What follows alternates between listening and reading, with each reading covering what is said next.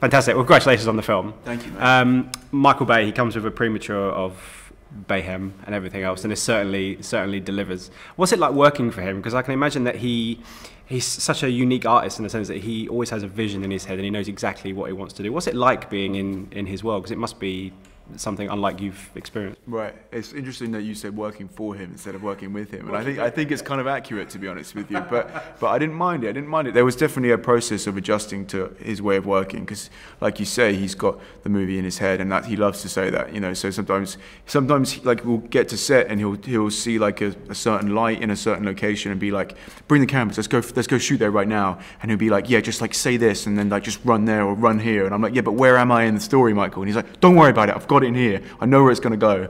And so you have to trust him. But like as an actor, you're used to kind of like plotting out your A to B and like how you get to from B to, you know, from A to B.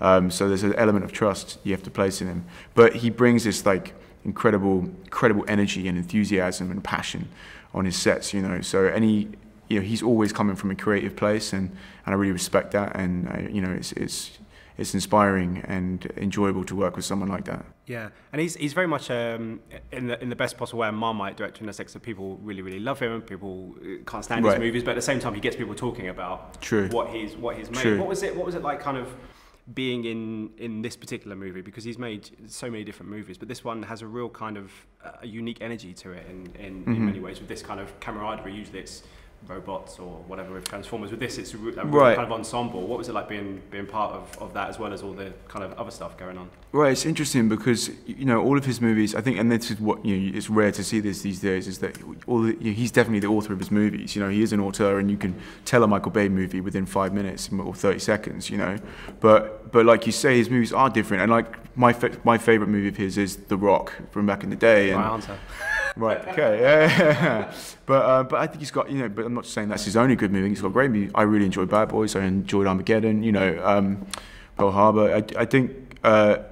I think what was interesting is I didn't know what I was going to get. You know, I didn't know exactly what this movie was going to be, because they are all different. You know, even though they have that kind of unique voice that's kind of the underlayer to the whole thing, or sometimes the overlayer. But yeah, it was, you know, I suppose I just kind of took it as it came. But like I say, it's so chaotic, this set. I'm just like running around doing this. Michael saying, come here, screaming at me to go one way, this way, that way. You know, I just tried to roll with it and kind of prayed that he did have the movie in his head and that I'd like it at the end of it. And I do. I think it's a fun movie. Yeah, and it's a great event in the sense that it has the Michael Bay stuff, but also it comes with Rhett and Weiss, who wrote Deadpool, and then Ryan as well. Like, these two worlds kind of collided, and it kind of fits quite well. I mean, when you read the script, it must have been great that you knew all this action stuff was going to go, but all this kind of humour and this unique kind of sensibility that they brought to Deadpool and to Zombieland, we're going to kind of fuse in such a great way. Absolutely, yeah. No, I'm a big fan of the Deadpool franchise. You know, I think they've got quite a unique voice as well, in a way, and definitely. And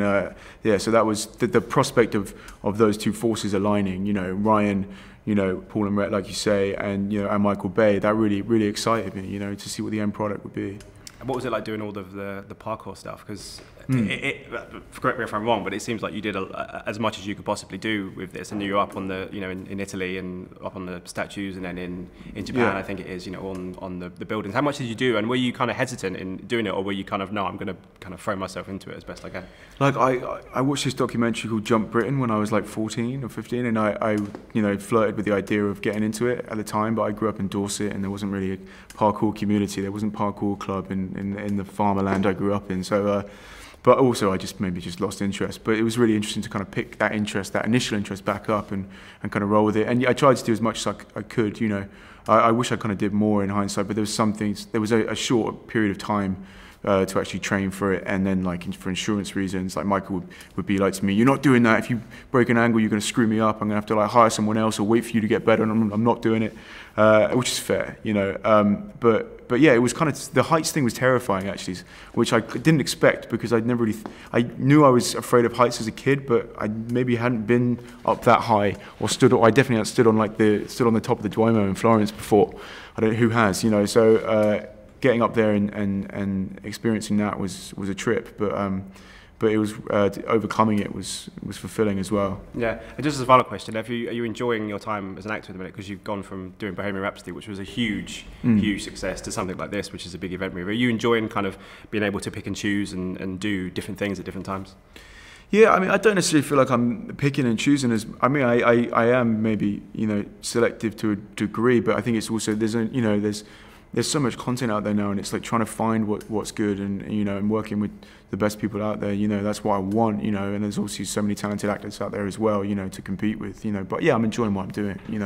I like to keep. I feel like I'm happy with that. I've been able to kind of have quite a diverse portfolio so far. It feels like that way to me, and play a variety of characters. I don't feel like I've been pigeonholed too much, and I think that's it keeps it fun and exciting for me. I just hope it carries on that way, definitely. Brilliant. Well, pleasure talking to you. Thank you so much and for your time. time. Man. Ladies and gentlemen, you're watching Hey You Guys. Hey You Guys, huh? Hey You Guys. Is that from the Goonies? It is indeed, yes. Nice. Hey You